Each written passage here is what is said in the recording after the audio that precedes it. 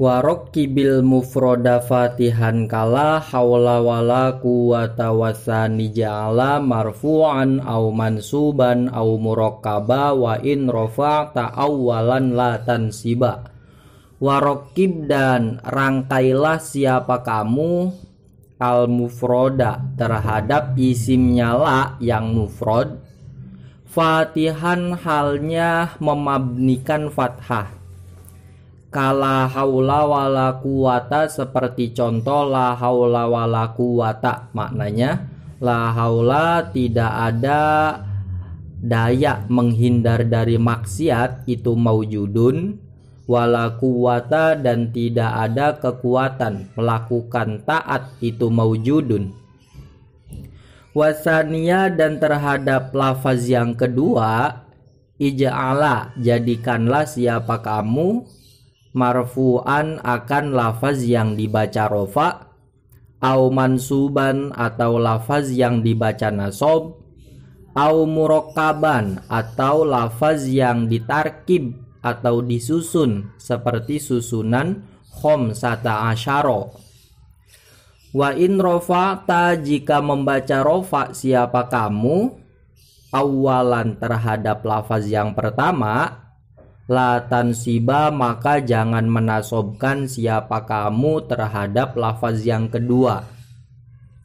Ini pembahasan tentang la yang disebutkan berulang-ulang. Artinya kalau yang sebelumnya itu menjelaskan ketika la-nya sendirian, tidak diulang-ulang. Yakni rinciannya, seandainya isimnya la berbentuk mufrad maka mabni sesuai dengan tanda i'rab nasobnya. Seandainya isim mufrad ya berarti mabni fathah, seandainya isim tasniyah atau jamak mudzakkar salim berarti mabniya. Dan seandainya mudhof, isimnya la ini berupa mudhof atau yang serupa dengan mudhof, maka isimnya la wajib terbaca nasob gitu. Nah, warokibil mufroda fatihan itu mengindikasikan terhadap isimnya la ketika berbentuk mufrad maka dia harus mabni fathah. Ya, seperti contoh-contoh yang sebelumnya, la rojula qaimun.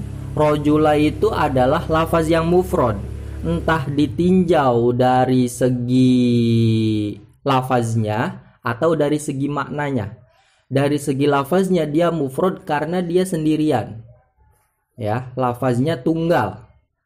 Ditinjau dari makna dia juga mufrad, isim mufrad karena maknanya tunggal, laki-laki satu kan. Nah, ketika seperti itu, maka isimnya la yang berbentuk mufrad dari dua tinjauan tadi hukumnya adalah mabni fathah. Kenapa bisa dihukumi mabni? Ini ada perbedaan pendapat di antara ulama. Ada yang mengatakan mabninya itu disebabkan dia mengira-ngirakan maknanya min, gitu.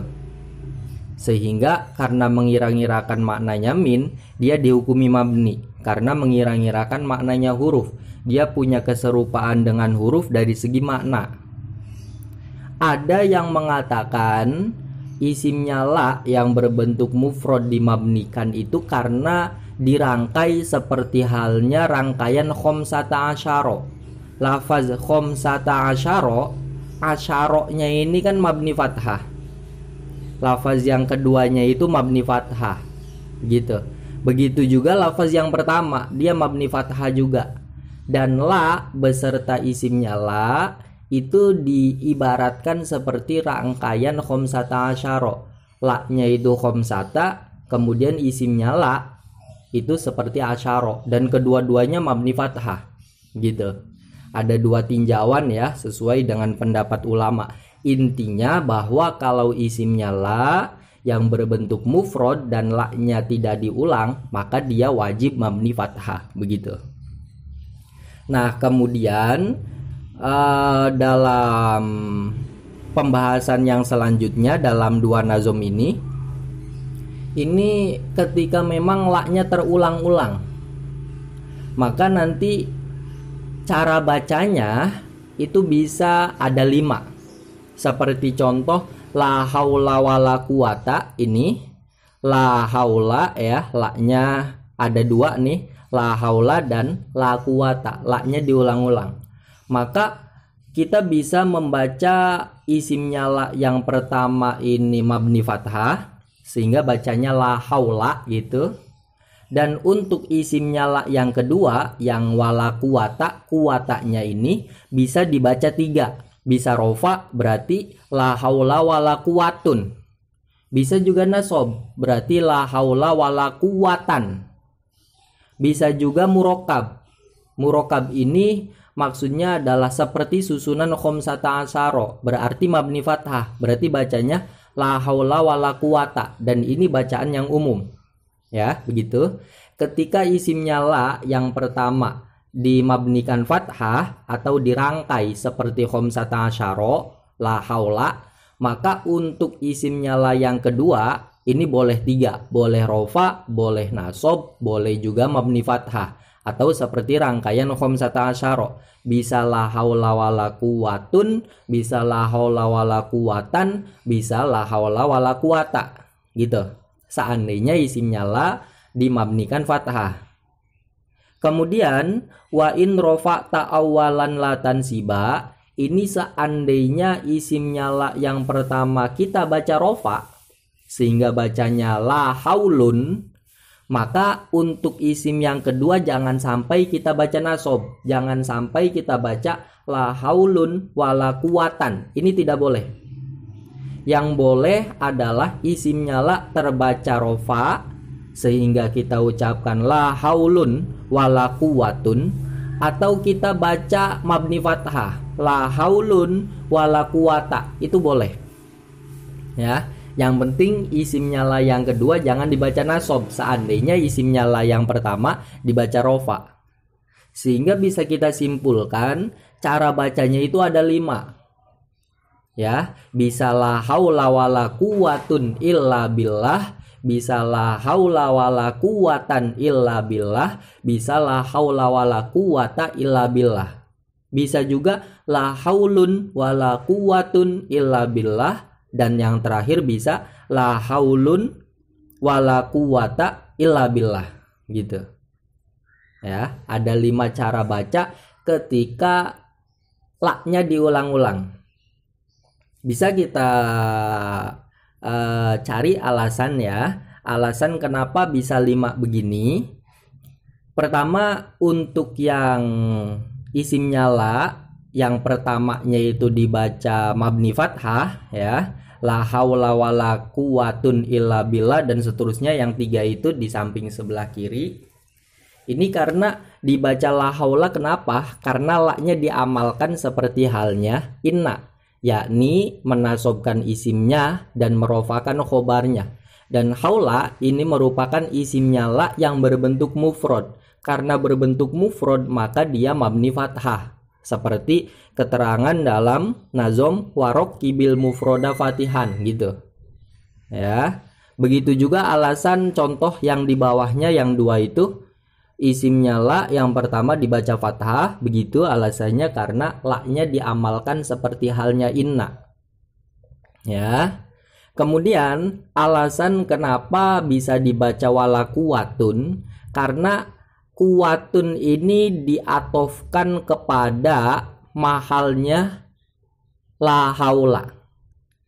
La haula mahalnya adalah rofa, karena dia adalah ibtida, permulaan. Sehingga karena kuwatun diatofkan pada mahalnya la haula yang merupakan rofa, maka kuwatun ini sebagai matuf harus rofa juga, sehingga bacanya wala kuwatun. Itu. Kemudian kalau kita baca la haula wala quwatan, dibaca wala quwatan, dibaca nasob, karena kuwatan ini diatofkan kepada mahal i'robnya haula. Ya. Mahal i'robnya isimnya la yang pertama. Mahal i'rob dari isimnya la yang pertama itu nasob. Sehingga kuwatan yang merupakan maktuf terhadap haula yang mahal i'robnya adalah nasob, maka kuwatan i'robnya juga nasob. gitu. Dan kalau contoh dua ini, wala kuwatun atau wala kuwatan, la-nya itu disetatuskan sebagai la tambahan, la yang tidak memiliki fungsi secara pengamalan. Gitu. Kalau kita baca la haula wala quwata, berarti kuwata ini menjadi isimnya la. Menjadi isimnya la yang kedua. La yang kedua ini kita amalkan, sama seperti halnya la yang pertama, gitu. Berbeda dengan contoh yang sebelumnya, la-nya itu tidak beramal. Tapi kalau contoh yang ketiga, la-nya beramal. Yakni memabnikan isimnya. Isimnya mabni fathah, begitu. Itu filosof atau alasan bisa dibaca 3. Kemudian kalau seandainya isimnya la ini yang pertama terbaca rofa, kenapa? Seperti contoh yang keempat dan kelima yang di samping kanan itu, kenapa dibaca la haulun wala quwatun? La haulun dan la haulunnya. Karena la ini tidak diamalkan. Karena tidak diamalkan, maka haulun karena asalnya dia adalah mubtada, maka ya tetap dibaca rofa. La-nya tidak beramal sama sekali, gitu. Sehingga bacanya tetap rofa, la haulun, la haulun.